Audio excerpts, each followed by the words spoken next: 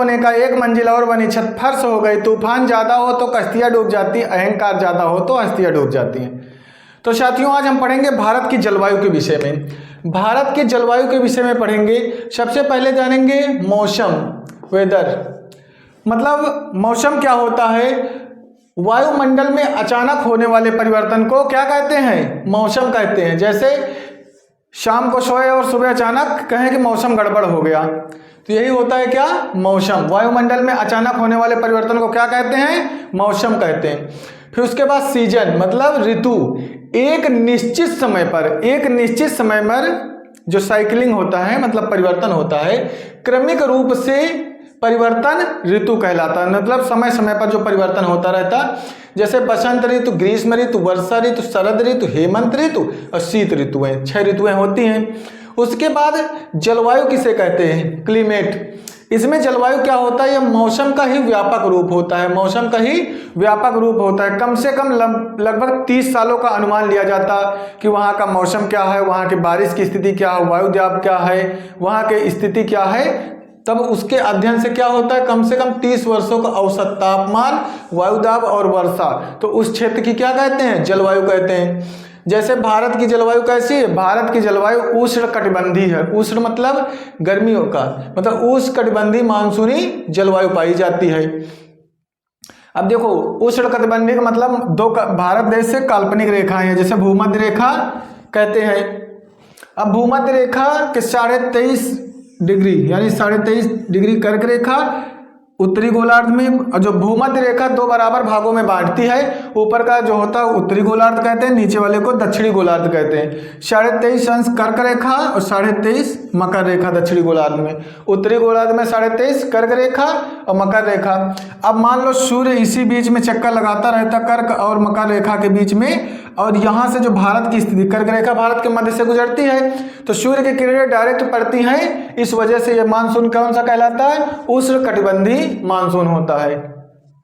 अब उसके बाद जानेंगे हम मानसून क्या होता है। मानसून शब्द का वर्णन सबसे पहले अरब विद्वान थे अल मसूदी ने किया। किसने किया? अल मसूदी ने, अरब विद्वान थे। मानसून शब्द की उत्पत्ति अरबी भाषा से हुई। किस भाषा से हुई? अरबी भाषा से हुई।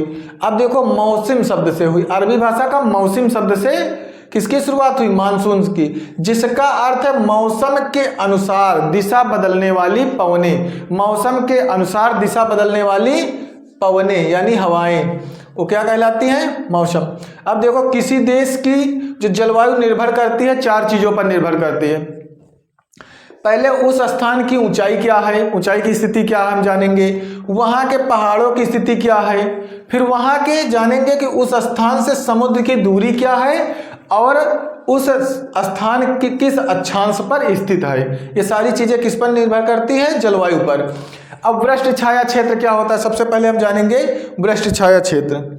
अब वृष्ट छाया क्षेत्र देखोगे, इसमें क्या होता है? हवा जो होती है हवा अपने साथ बादल लेकर आती है, पर्वत से टकरा करके वर्षा कराती है। हवा अपने साथ बादल लेकर के आती है और पर्वत और पहाड़ से टकरा करके वर्षा कराती है। तो जिस तरफ, जैसे मान लो इधर वर्षा हो रही है, लगभग 85% के आसपास इधर वर्षा होगी और इधर वर्षा ना के बराबर होगी, मतलब हल्का फुल्का। इसे हम क्या कहेंगे? इस क्षेत्र को वृष्ट छाया क्षेत्र कहेंगे, जहां वर्षा का पानी नहीं जाएगा। एक तरफ से हवा अपने साथ बादल लेकर के पहाड़ों से टकरा करके वर्षा करा दी, दूसरी तरफ ना के बराबर वर्षा होती है, उसे हम क्या कहते हैं? वृष्ट छाया क्षेत्र। अब फेरल के नियम पढ़ लेंगे।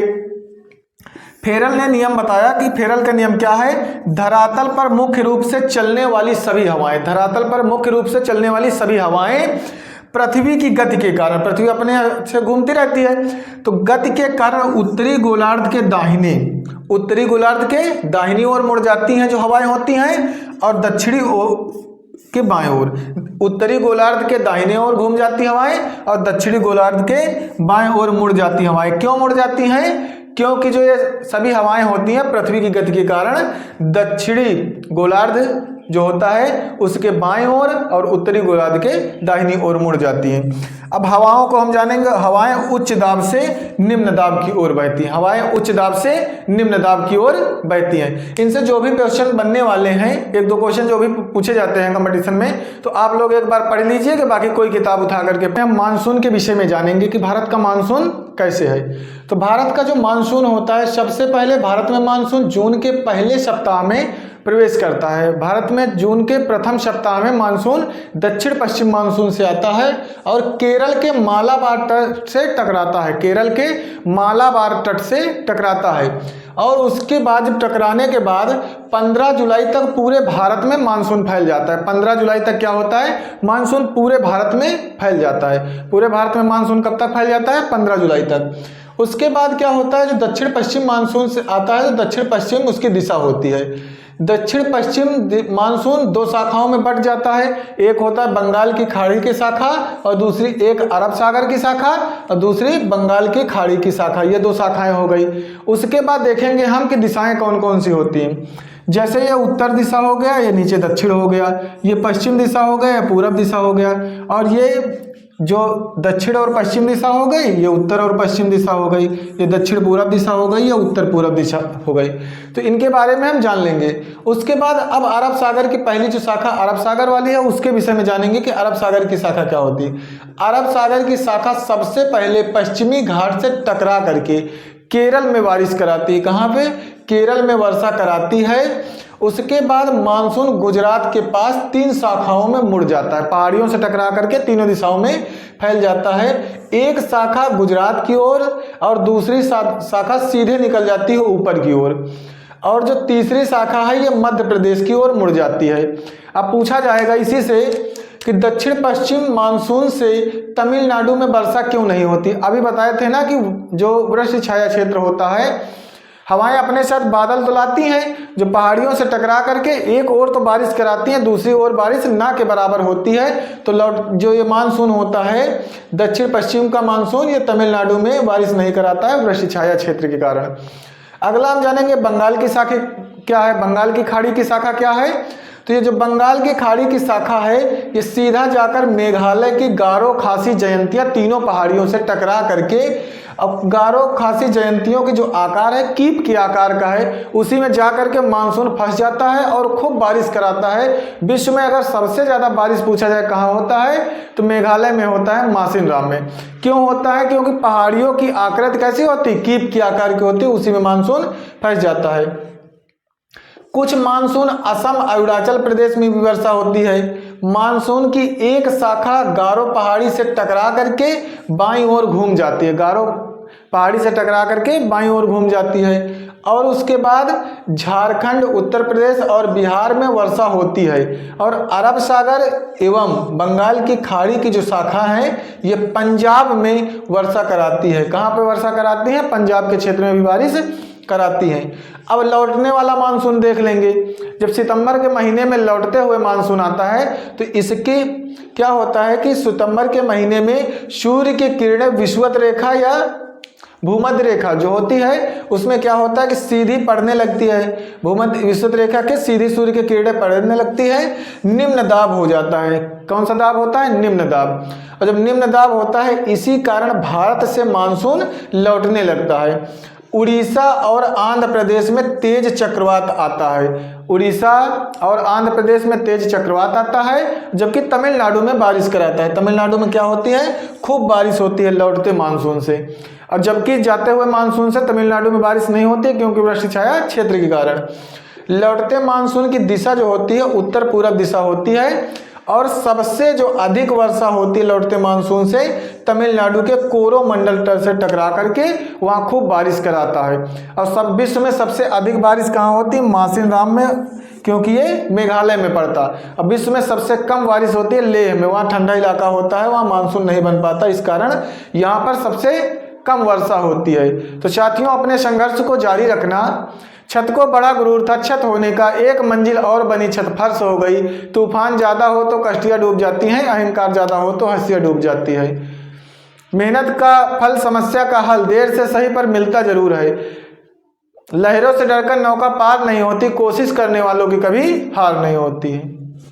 पश्चिमी विक्षोभ का क्या कारण होता है कि ठंड के दिनों में भारत के उत्तरी पश्चिमी राज्यों में भी वर्षा होती है।